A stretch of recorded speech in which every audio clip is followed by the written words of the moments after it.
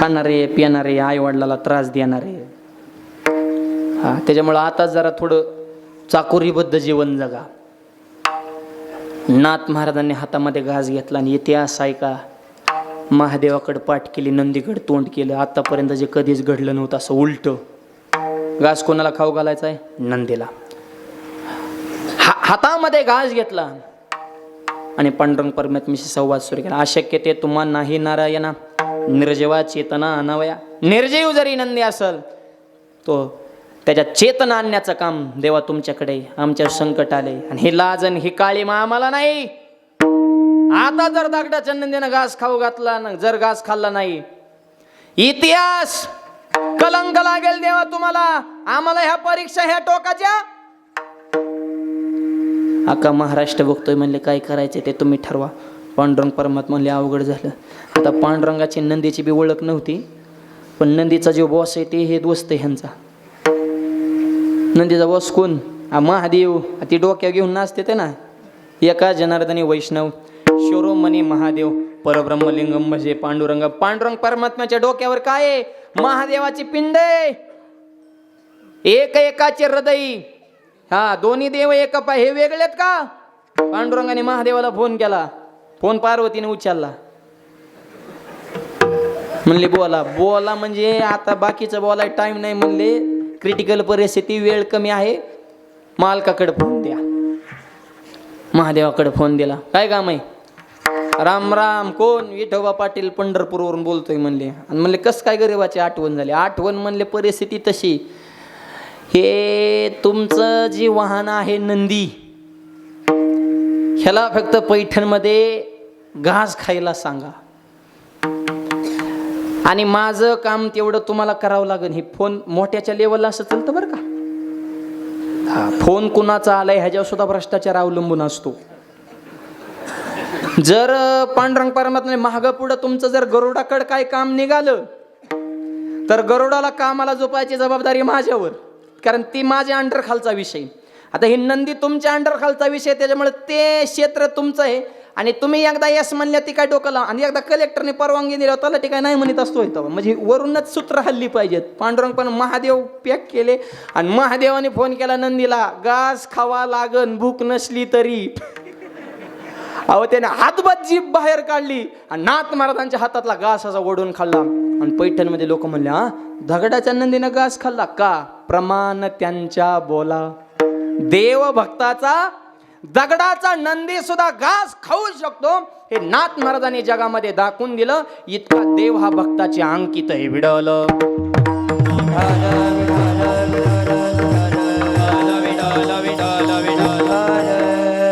आणि तो किती कंट्रोल मध्ये आहे तुकोबाराय सांगतात. देवाला जर घराच्या बाहेर निघायचं असेल तर आधी आमची परवानगी घ्यावी लागते आणि उभा असणारा देव आमच्या परवानगीशिवाय खाली बसू शकत नाही. अभंग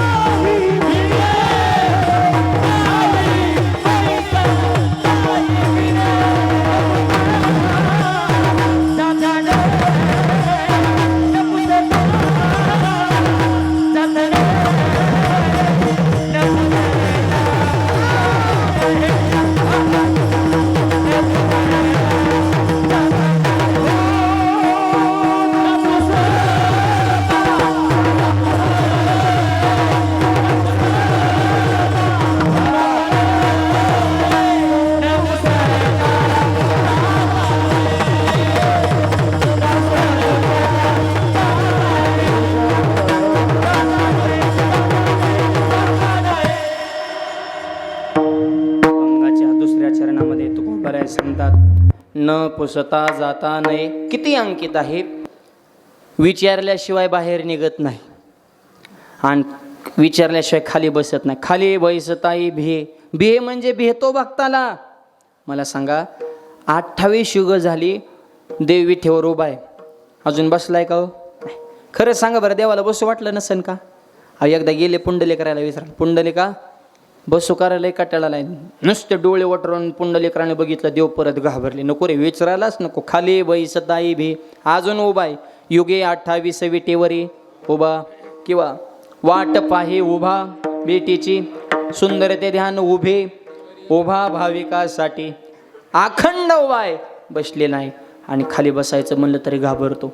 खाली बैसताई भे.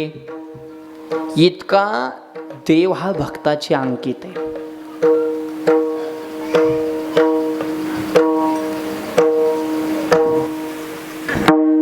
ऐसा भक्ताचा अंकित लागे तैसे लावी प्रीत. इतका देव हा अंकित आहे. विडल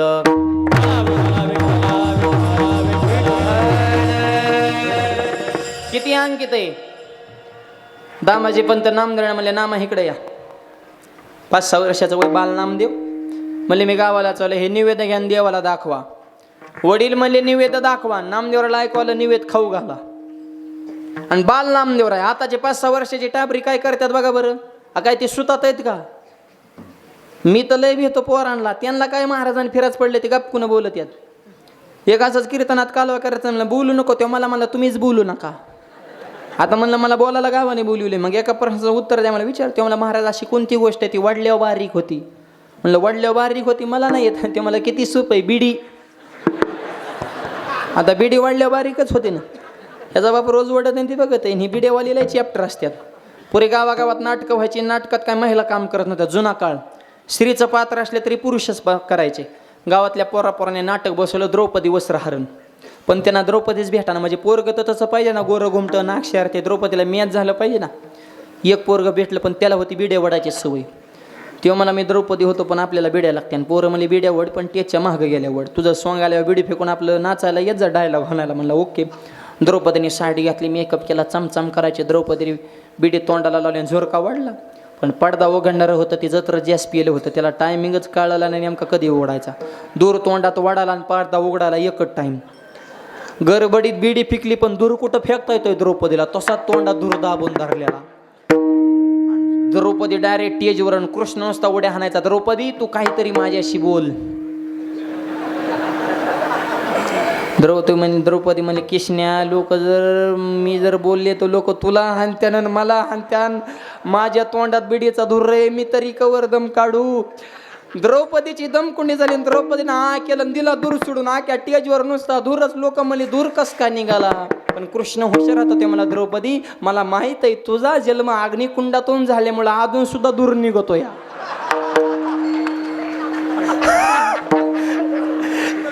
कारण द्रौपदी जन्म यज्ञातून झाला ना. लोक म्हणले हा तवाचा जोर अजून मधून झटकान. लोक म्हणले खरंय खरंय. लोकाला तळी काय कळतं. कृष्णाला बी का सुद्धा कृष्ण सुद्धा अट्टल बिड्या वाढणारा होता नाटकातला. विठाल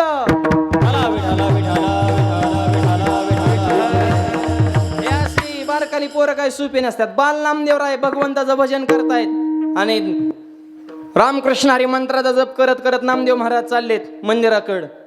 हे आताच्या लहान मुलांनी जरा आदर्श घ्या. आई वडिलांनी असे बाल नामदेवरासारखं आपल्या मुलावर संस्कार करा.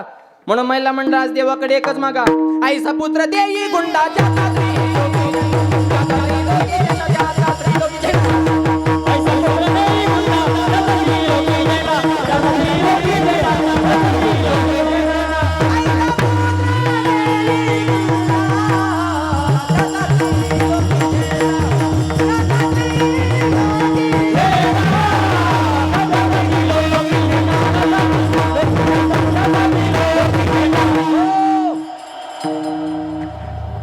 वंशाचं नाव मोठं केलं पाहिजे असं रत्न आपल्या पोटी असावं. मग ते मुलगा असो अथवा मुलगी असो भेद करायचा नाही. मुलीच्या बाबतीत बी प्रमाण आहे. कन्या तरी आईशी देई जैशी मीरा मुक्ताबाई. मुली तरी कमीत का? सगळ्या क्षेत्रात महिला टॉपला आहेत. गायक वादक IPS PS कलेक्टर प्रांत आमदार खासदार पंतप्रधान राष्ट्रपती सुद्धा महिला. द्रौपदी मुर्मू देश तुमच्या ताब्यात आहे. ही स्त्री शक्तीची ताकद आहे. स्त्रियांना नावं ठेवण्याचा कोणाचा अधिकार नाही. आमच्यातली काय काय मंडळी महिलांना नावं ठेवतात, एखादी गोष्ट महिलांना सांगितली ती गोष्ट महिलांच्या पोटामध्ये राहत नाही, लगेच पुढच्याला सांगून टाकतात. नीट ऐका, अख्खं जग म्हणतं की महिलांच्या पोटामध्ये काहीच राहत नाही, पण मी म्हणतो अख्ख्या जगाला अगोदर महिलांच्याच पोटात राहावं लागलं मग जन्माला यावं लागलं. हा, कृष्ण लय देव आहे मग का डायरेक्ट अवतार घेतला नाही का? आमच्या देवकी मातेच्या कुशीत राहावं लागलं अगोदर. हे स्त्री शक्तीची ताकद आहे मायबाप, म्हणून तर सरकारने त्यांना पगार सुरू केला आहे. दीड घ्या पण शांत व्हा. लाडक्या बहिणी शिकलेली बोंबलत फिरतात आणि ह्यांना सरकारचा पगार आहे. सरकारी नोकरदार आहेत ह्या, फुकट पगार घेतात. केवायसी केली का? मुदत संपली असं ना आता. लाडकी बहीण मध्ये 2 हप्त्याला उशीर झाला तर टेन्शन मध्ये गेल्या होत्या बहिणी. मलाच काय काय फोन करायच्या, मावले हप्ता, अगं मला सप्ता बघ ना, हप्ताच कवर. लाडकी बहीण लाडका दाजी मेला कागद वागू वागू. जा आधार केंद्रावर ये घरी, OTP येईना, लॉग इन व्हायना, KYC व्हायना, नंबर लिंक केला ना. काला म्हातारा कोताराने नंबर लिंक केला तवा. लाडकी बहीण, बहिणीचा भावाले प्रेम असतं. संसार बघा महिला म्हणजे किती चिकाटीनं करते.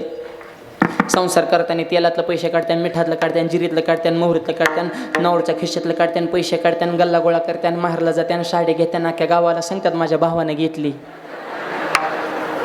घेईन ग घेईन, त्याला बिड्या वड्या मिळाला ना तुम्हाला साड्या घ्या मोकळा का? रांगत जाताना सांगत येता, खायचं एकाचं आणि गायचं एकाचं. नवऱ्याचं पैसे चोरून साडी घेतात आणि मालकाला परत दाखवतात माझ्या भावाने घेतली, आणि ते बी म्हणतो छान आहे यार, तुझाच माल आहे का? कपडे धुताना नोटा कुठे गायब होते बघत जा. नवऱ्याचं पैसे चोरून 2 पिवळं मनी करून आणतात आणि इकडं आल्या म्हणतात माझ्या भावाने मनी केलं. अरे त्याच्या मनी नाही, ध्यानी नाही, आणि तुम्हाला मनी करा त्याच्या खिशात तर मनी पाहिजे ना. दिवस बोंबलत फिरवतो आणि तुम्हाला कधी मनी करायचा? इतकं बहिणीचा भाव प्रेम आहे ना. आता शेवटचं वाक्य बोलू का? चोरून करा, उघड करा, पण प्रेम करा. आता बहीण भावाचं प्रेम सुद्धा राहिलं नाही जेमनीला मार्केट आल्यामुळं. बहिणीने एक वकील गाठून एक अर्ज टाकला ना, किती बी निबार भाव असू द्या, जाग्यावर लॉक होतोय. पण एक वाक्य सांगतो, पैसा आज असेल उद्या नसेल, नाते आयुष्यभराचे आहेत, पैशासाठी नाती तोडू नका. विडवलं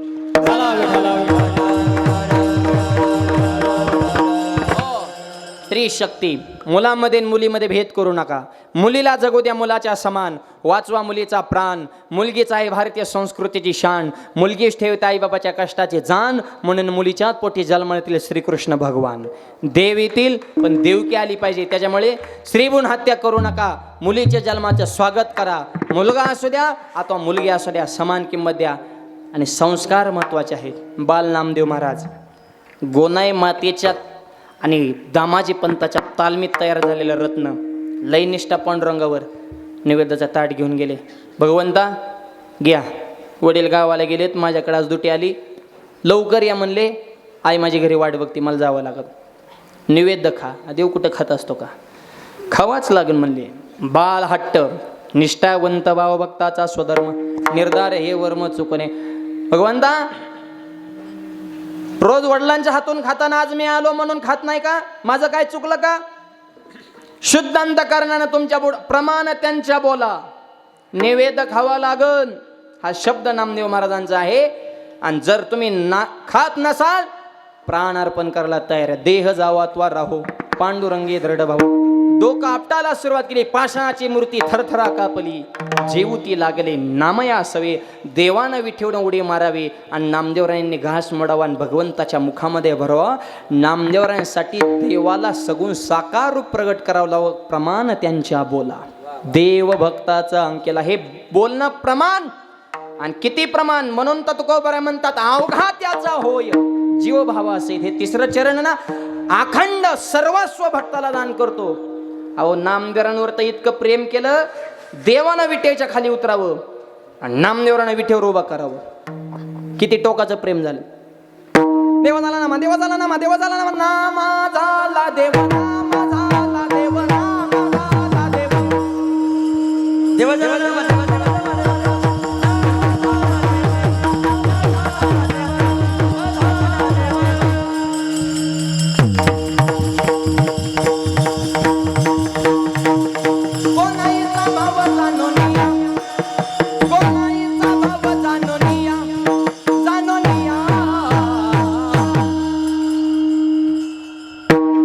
देवा झाला नामा, देवा झाला नामा, देवा झाला नामा,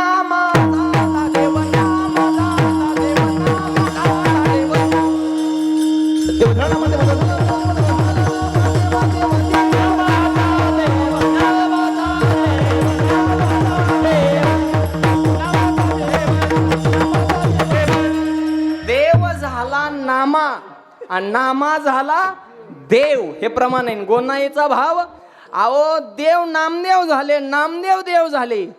अवघा त्याचा होय. तिसरं चरण जीव भावासहित. आणि नामदेवरांना विठेवर उभा केलं आणि नामदेवाला सांगितलं गप उभं राहायचं, हालायचं नाही, चालायचं नाही, बोलायचं नाही, आणि झाकलेले डोळे उघडायचं नाही. पुजारी आले, पूजा केली, लोण्याचा गोळा तोंडाला लावला. आता नामदेवराला उभा केलं होतं इटेव. नामाला वाटलं तोंडाला लावलाय म्हणजे खवाच लागतोय. तोंडा केलं, गेला न गोळा आत.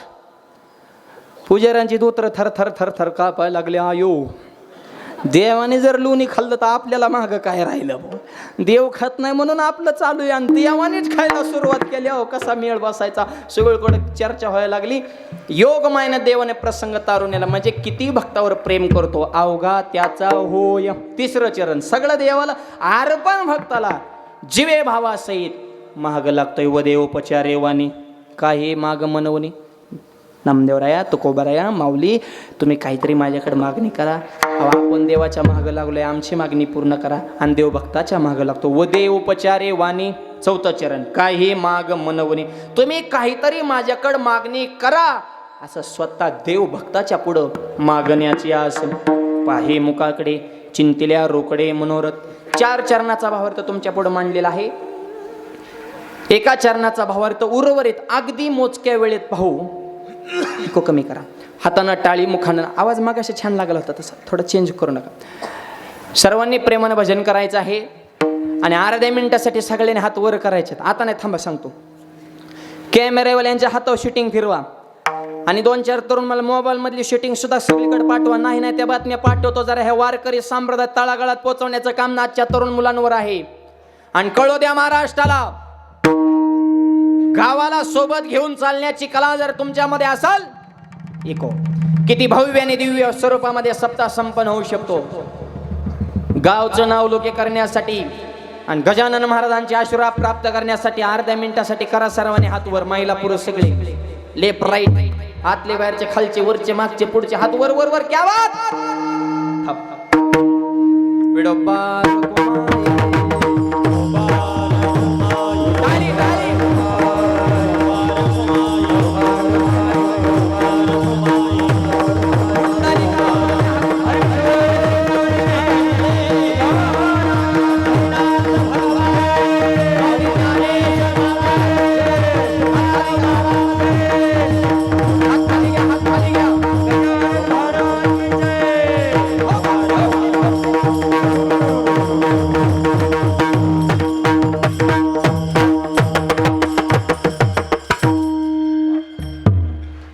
घ्या हात खाली. लयच निष्ठावान आहेत बुवा. शेवटपर्यंत हात वर ठेवले. इको कमी. तुम्ही जसे हात वर केले तसा तुमच्या आयुष्यातला आनंद आभाळा इतका उंच जावा हीच गजानन महाराजांच्या चरणी प्रार्थना. आणि आनंद गगनाला भेटणार नाही. हे जे कार्य चाले धर्म कार्य असावा तो धर्म, मग साहू जाते वर्म. धर्म टिकवला संभाजी महाराजांनी. दुश्मन मंद संभाग. वडिलांनी जेवढं स्वराज्य कमले, जेवढे किल्ले कडे तेवढे आम्हाला दान देऊन टाका, तुम्हाला जीवनदान. वडिलांनी कमवले संपत्ती, दुश्मनांना मागितले तळपाच्या मस्त सगळी मोठी आवडल्या, डोळे लाल बोलणार. अजून संभाजी जिवंत आहे. मी माझा प्राण अर्पण करेल पण बापाने कमवलेला मातीचा कण सुद्धा देणार नाही. याला म्हणायचं धर्मवीर. जीव सोडला पण धर्म सोडला नाही. म्हणून आज धर्मवीर म्हणलं की संभाजी महाराज डोळ्यासमोर उभे राहतात. आणि ते ज्यांच्या मुशीत तयार झाले, राष्ट्रमाता राजमाता जिजाबाई साहेब. एकाच मातेने 2 राजे घडले, शिवाजी महाराज आणि संभाजी महाराज. कसे घडलेत राजे? हेल आवाज राम. हेल माझी जाऊने रे रे ना, माझी जाऊने